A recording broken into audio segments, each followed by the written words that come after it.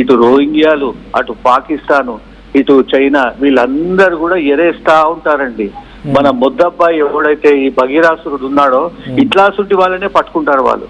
అంటే మన దేశ భద్రతకు సంబంధించి యాక్చువల్లీ ఐబీయూ సెంట్రల్ గవర్నమెంట్ లో ఉంటుంది సార్. వీళ్ళందరినీ ట్రాక్ చేస్తుంటారు హోమ్ మినిస్టర్, న్యాయమంత్రి, వాళ్ళ పిల్లల గురించి. కానీ ఇట్లా ఈ వీక్నెస్లు, హార్మోనల్ ఇంబ్యాలెన్సెస్ ఉంటే వాళ్ళు వాడుకొని ఉంటారు. దయచేసి ఇది పార్టీ మధ్యలో కాదండి, దేశ భద్రతకు సంబంధించింది. ఆ బండి సంజయ్ మీరు చూపిస్తున్న దాంట్లో ఇద్దరు సన్యాసులు ఉన్నారు పక్కకు, వాళ్ళని కూర్చోబెట్టి వీళ్ళ కుటుంబం సభ్యులు ఏం చెప్తాడండి? అసలు పోక్సో కేసు స్ఫూర్తి సోనియా గాంధీ గారు యూపీఏ గవర్నమెంట్ లో ఇన్ని రూల్స్ పెట్టారు. కానీ వీళ్ళేం సార్, సిట్ ఇవ్వడము, నోటీస్ ఇస్తారంట, ఇప్పుడు ఆయన రిక్వెస్ట్ చేసుకుంటాడు. ఇదే అండి, ఇదే సైటేషన్ వెళ్తారు ప్రతి ఇవాళ గిట్ట అతనికి బెయిల్ వచ్చిందంటే అందరు ఇదే చేస్తారు. కాబట్టి ఇది కాదండి, దేశ భద్రతకు సంబంధించి అంటే ఈ ఒక్క కేసు ఇప్పుడు దేశవ్యాప్తంగా ఒక చరిత్ర సృష్టించబోతోంది, ప్రభావం చూపిస్తుంది, అంతేనా? అంతే కదా సార్. వాళ్ళు ఇప్పుడు మీరు భగీరథ్ ఎవరైతే ఉన్నారో నాకు హనీ ట్రాప్ అవుతుందని కేసు ఆ సంతకం చూడండి, మళ్ళీ నిన్న సిట్కి పంపించిన సంతకం చూడండి, వేరువేరుగా ఉన్నాయి. అసలు అతను ఉన్నాడా లేడా, ఈ సంతకాలు ఎవరివి, ఇవి చూడాలి సార్. ఇవన్నీ కూడా అతని మానసిక పరిస్థితి బాగలేదు.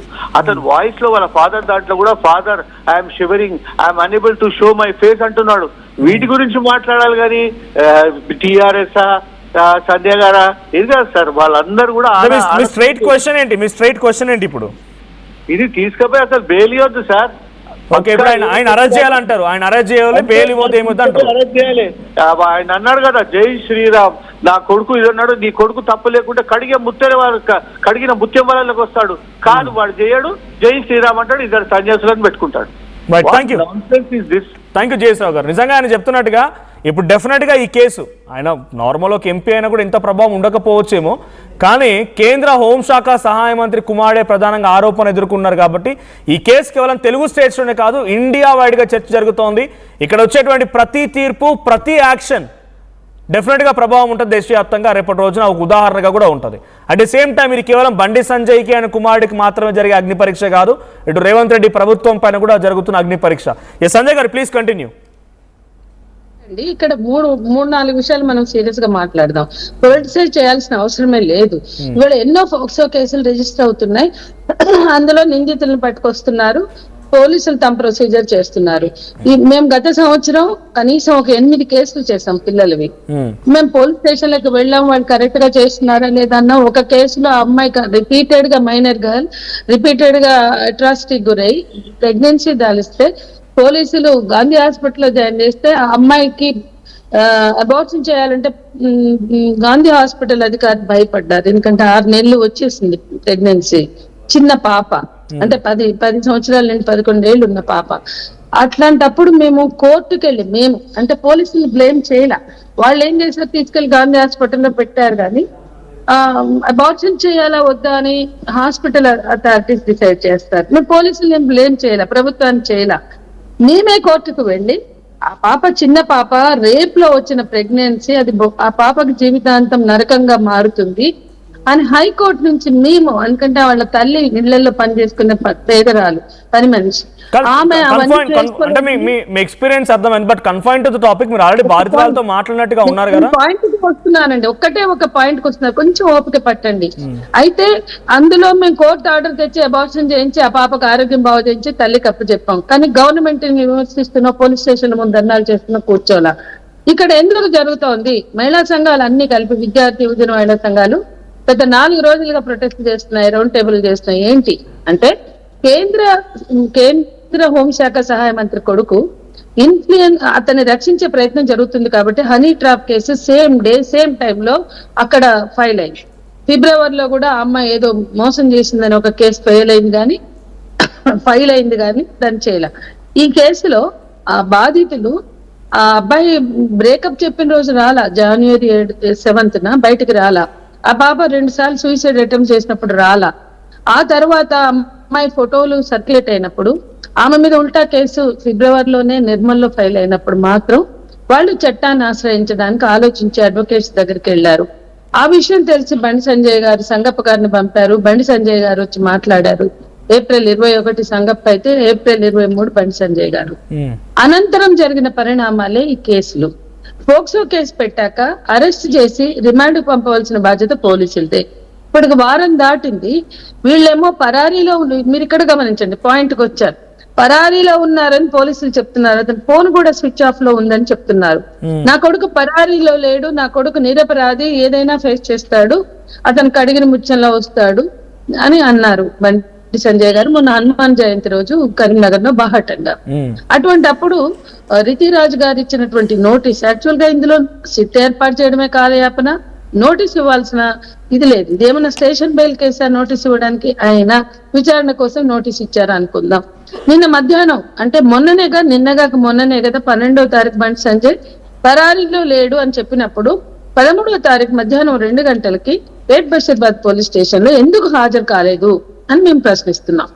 దానికి ఏదో ఒక మెయిల్ అని చెప్పి తర్వాత లేటర్ సాయంత్రం ఎప్పుడో ఒక మెయిల్ వచ్చినట్టుగా చెప్తున్నారు. ఆ మెయిల్ ని వీళ్ళు ఎలా స్వీకరిస్తారు? పోక్సో కేసుల్లో నిందితులు మెయిల్ పంపిస్తే చాలా మాకు కుదరట్లేదు, ఇదేమన్నా చిన్న వైట్ కాలర్ క్రైమా, మాకు కుదరట్లేదు, మాకు టైం లేదు, మాకు టైం ఉన్నప్పుడు వస్తామని చెప్పడానికి ఇది POCSO case, non bailable case. కానీ ఎట్లా మెయిల్ పంపిస్తారు వీళ్ళు, ఎట్లా అంగీకరిస్తారు? తర్వాత సెర్చ్ టీమ్స్ ని పెట్టామన్నారు. సెర్చ్ టీమ్స్ ని ఎప్పుడు పెడతారు? నిన్న పెట్టారు. అంటే ఒక ప్రముఖుడు కేంద్ర హోంశాఖ సహాయ మంత్రి కొడుకుని తప్పించడానికో రక్షించడానికో అన్ని అవకాశాలు ఇవ్వడానికి మీనమేషాలు లెక్కించారా? ఇమీడియట్ గా 9వ తారీఖు మీరు అరెస్ట్ చేయడానికి ప్రయత్నించారా? ప్రైమరీ ఫస్ట్ ఎందుకు లేదు?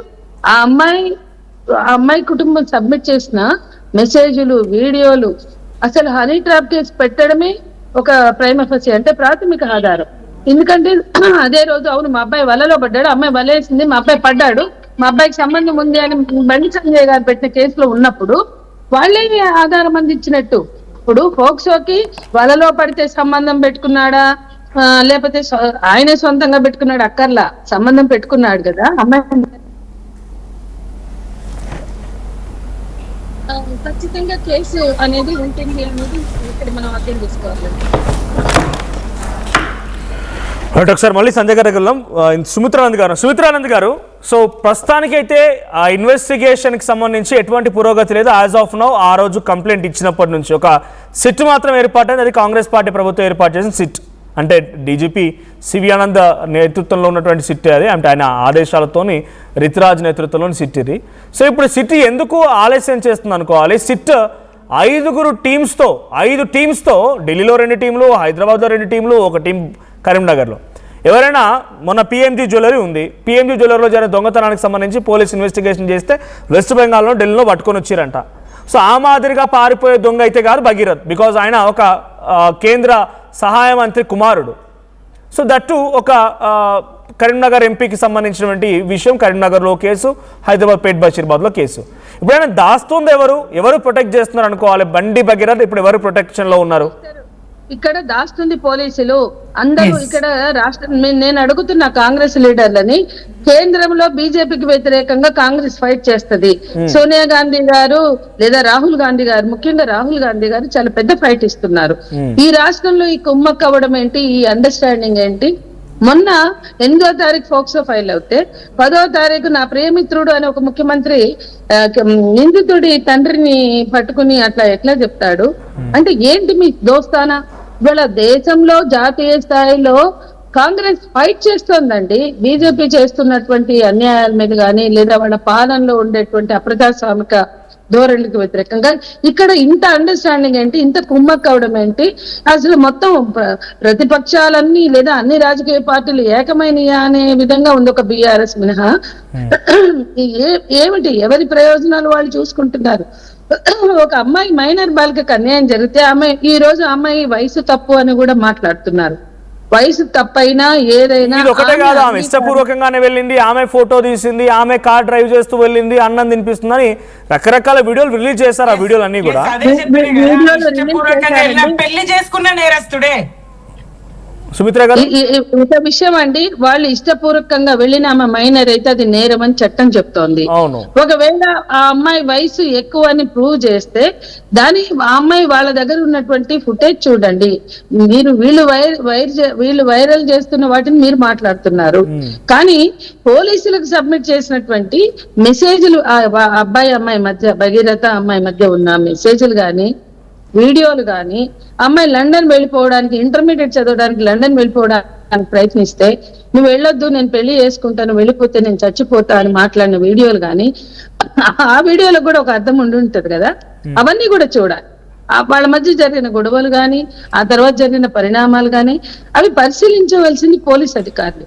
యాక్చువల్ గా ఆ అమ్మాయికి సంబంధించిన ఫోటోలైనా వీడియోలైనా బయట పెట్టడం పోక్సో చట్టం ప్రకారం, లేదా ఒక మహిళకు సంబంధించిన ఆంతరంగిక విషయాల్ని బయట print media, electronic media, social మీడియాలో బయటకు పెట్టడమే చాలా తప్పండి. మనం ఏ సెన్సిటివిటీ లేకుండా వ్యవహరిస్తున్నాం ఇక్కడ. మొత్తం ఎవరైనా సరే, మేము అందుకే వాళ్ళ ఫోటోలు పెట్టట్లేదు, వాళ్ళ గురి పేర్లు పెట్టట్లేదు, వాళ్ళ అడ్రస్లు పెట్టట్లేదు, వాళ్ళ ఇళ్ళకి ఫోటోలు వీడియోలు బయటకు ఎలా వస్తున్నాయి? అయితే ఆ అమ్మాయి తీసుకున్న వీడియోస్ ఆ అమ్మాయి దగ్గర ఉండాలి, లేదంటే మ్యూచువల్ గా ఉన్న ఫ్రెండ్స్ దగ్గర ఉండాలి. సో ఎలా బయటకు వస్తున్నాయి? ఎట్లా పొలిటికల్ పార్టీకి ఎట్లా చేరుతున్నాయి? బండి సంజయ్ కి సంబంధించిన అమ్మాయి వాళ్ళు సర్క్యులేట్ చేయలేదండి, వాళ్ళు బయటకు రావడానికి సిద్ధంగా లేరు. ఫోటోలు సర్క్యులేట్ చేసే వాళ్ళైతే మీడియా ముందుకు వచ్చి మాట్లాడతారు కదా, వాళ్ళు ఓన్లీ పోలీసులకు ఇచ్చి కూర్చున్నారు. కానీ అన్ని సర్క్యులేట్ చేస్తున్నాయి ఇటువైపు నుంచే. అట్లాగే ఈ రోజు మీరు చూడండి, బండి భగీరథ ఫ్రెండ్స్ ఉన్నారు, వాళ్ళ ఫోన్లకి ఫోటోలు వెళ్ళాయి. ఏది బ్రేకప్ చెప్పిన 1.5 month తర్వాత బండి భగీరథ ఫ్రెండ్స్ గాని, లేదా అమ్మాయి ఫ్రెండ్స్ గాని ఫోటోలు వెళ్ళాయి కదా, రకరకాల. ఎట్లా వెళ్ళాయి? అసలు గొడవ మొదలైంది అక్కడ, వాళ్ళు పోలీసులను ఆశ్రయించింది అక్కడ.